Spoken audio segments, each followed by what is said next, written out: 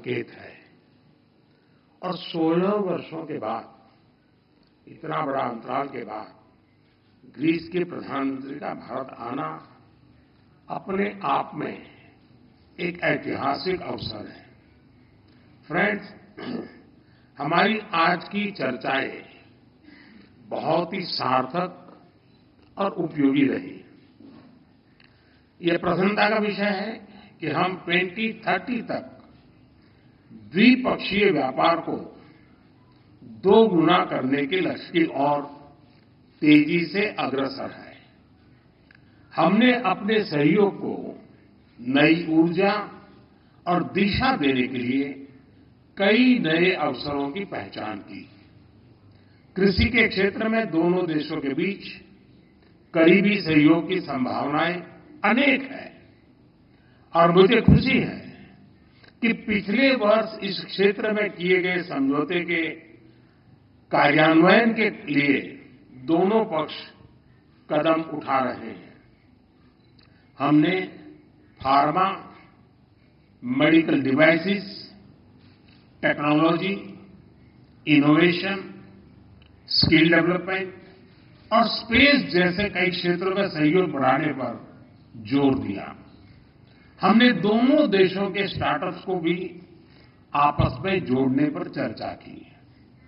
Shipping और connectivity दोनों देशों के लिए उच्च प्राथमिकता के विषय हैं। हमने इन क्षेत्रों में भी सहयोग को बढ़ाने पर विचार विमर्श किया। फ्रेंड्स, डिफेंस और सिक्योरिटी में बढ़ता सहयोग हमारे गहरे आपसी विश्वास को दर्शाता है। इस क्षेत्र में वर्किंग ग्रुप के गठन से हम defence, cyber security, counter terrorism, maritime security जैसी साझा चुनौतियों पर आपसी समन्वय बढ़ा सकेंगे। भारत में डिफेंस मैन्युफैक्चरिंग में को प्रोडक्शन और को डेवलपमेंट के नए अवसर बन रहे हैं जो दोनों देशों के लिए लाभदायक हो सकते हैं। हमने दोनों देशों के रक्षा उद्योगों को आपस में जोड़ने पर सहमति जताई है। आतंकवाद के खिलाफ लड़ाई में भारत और ग्रीस की चिंताएं और प्राथमिकताएं समान है। हमने इस क्षेत्र में अपने सहयोग को और अधिक मजबूत करने पर विस्तार पूर्वक चर्चा की। फ्रेंड, 2 प्राचीन और महान सभ्यताओं के रूप में भारत और ग्रीस के बीच गहरे सांस्कृतिक और पीपल टू पीपल संबंधों का लंबा इतिहास है। लगभग 2500 वर्षों से दोनों देशों के लोग व्यापारिक और सांस्कृतिक संबंधों के साथ साथ विचारों का भी आदान प्रदान करते हैं। आज हमने इन संबंधों को एक आधुनिक स्वरूप देने के लिए कई नए इनिशिएटिव्स की पहचान की। हमने दोनों देशों के बीच migration and mobility partnership agreement को जल्द से जल्द संपन्न करने पर चर्चा की। इससे हमारे पीपल टू पीपल संबंध और सुदृढ़ होंगे। हमने दोनों देशों के उच्च शिक्षा संस्थानों के बीच सहयोग को बढ़ावा देने पर भी बल दिया। अगले वर्ष भारत और ग्रीस के डिप्लोमेटिक संबंधों की 75वीं वर्षगांठ मनाने के लिए हमने एक एक्शन प्लान बनाने का निर्णय लिया। इससे हम दोनों देशों की साझा धरोहर, science and technology, innovation, sports और अन्य क्षेत्रों में उपलब्धियों को वैश्विक मंच पर दर्शा सकेंगे। फ्रेंड्स, आज की बैठक में हमने कई क्षेत्रीय और अंतर्राष्ट्रीय मुद्दों पर भी चर्चा की।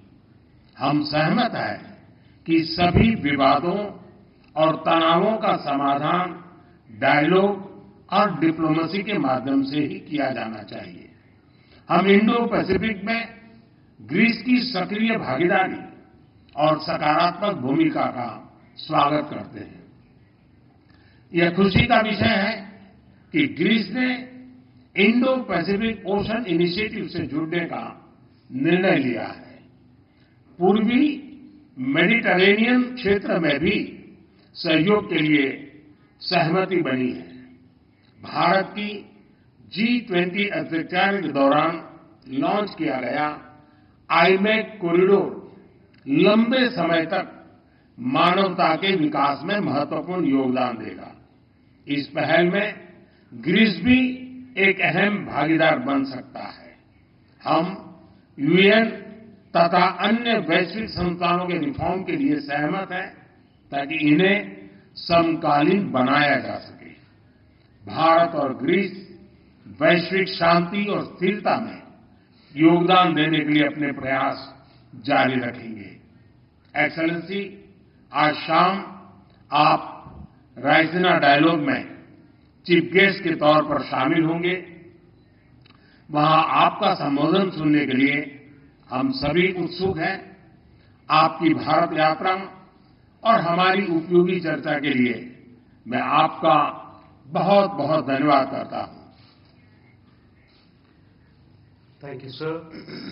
May I now request His Excellency Mr. Kyriakos Mitsotakis, Prime Minister of the Hellenic Republic, to give his remarks to the media.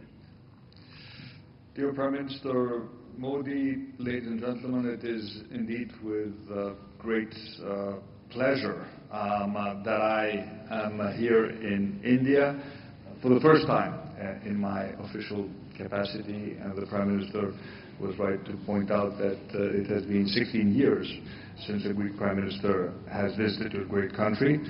And in Greece, last August, I had the distinct privilege of receiving Prime Minister Modi, who kindly extended an invitation for my official visit to India, and I have been eagerly looking forward to this trip ever since.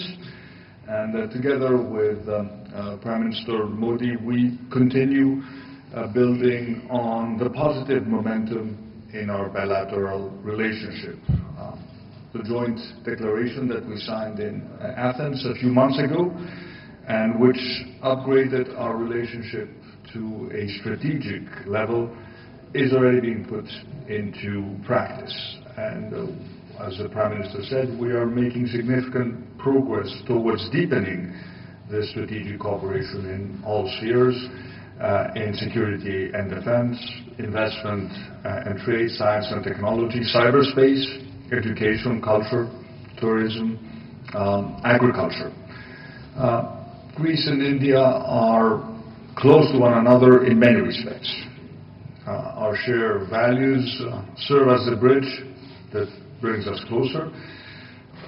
Both share, I would say, a certain ethos or dharam, as you call it. We both share, as the Prime Minister said, a strong commitment to international law, and especially the United Nations Convention on the Law of the Seas.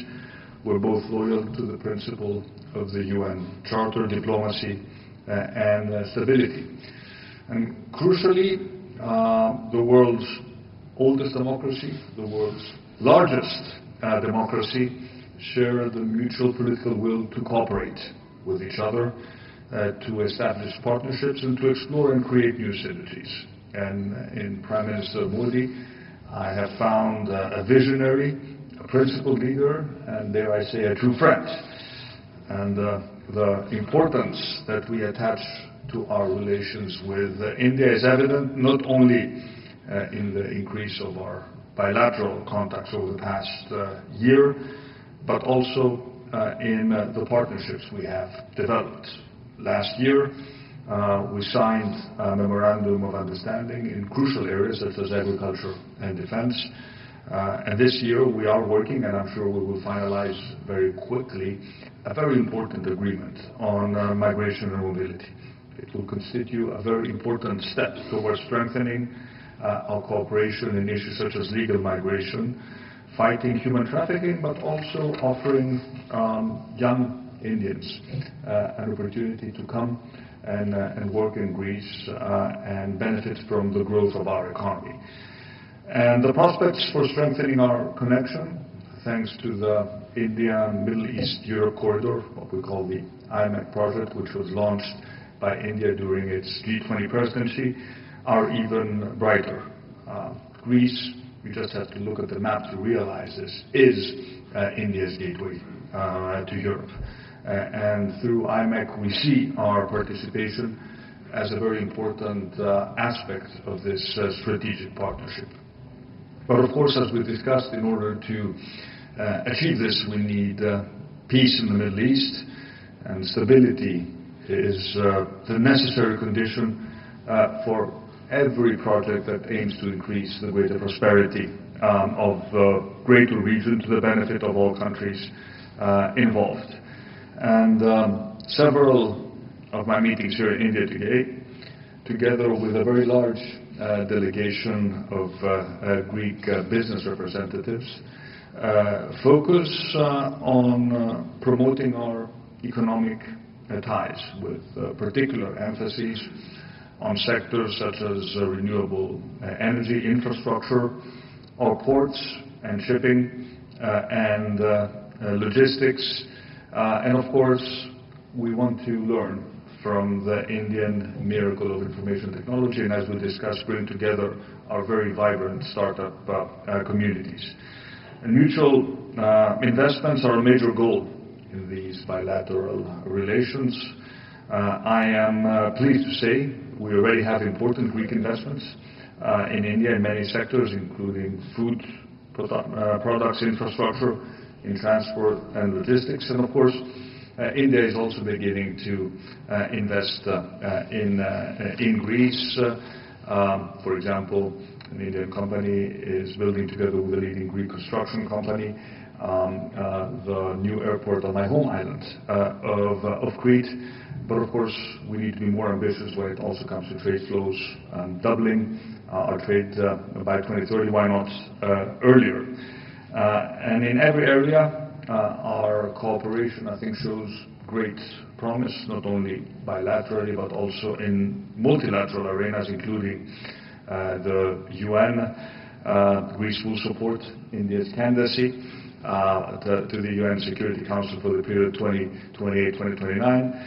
And of course, we also support and participate in the broader dialogue about reforming the UN itself in order to make it more representative of the shifting patterns of development and global power. We know that the world today is facing unprecedented challenges that require immediate and efficient action, from the ongoing war in Ukraine to the situation in the Middle East, from climate change to food, energy security. For all these things, for all these challenges, one thing is certain: in order for governments to tackle them, international partnerships and collective action is paramount. And India has a critical role to play in this endeavor. And we view India as one of the main pillars of stability and security in the broader region of the Indo-Pacific. And given your size, history, your strategic importance, it is a very positive development that India is assuming with vigor this new leadership role. We consider our country to constitute a pillar of stability in our own region, the Eastern Mediterranean, and it is this mutual commitment to peace that has brought us so close, and that will, I believe, foster and strengthen this strategic partnership. We have set a lot of very specific deliverables to our teams, and as we will be celebrating, as you pointed out, your Prime Minister, 75 years of diplomatic relations next year, I think this gives us the added impetus to work towards materializing this very ambitious agenda.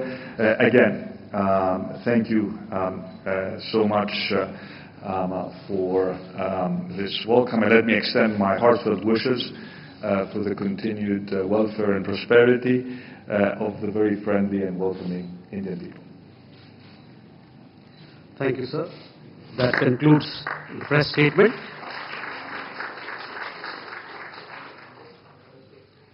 Please be seated as the dignitaries exit the room.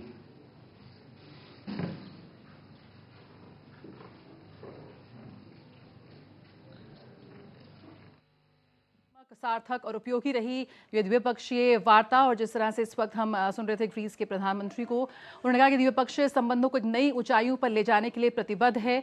और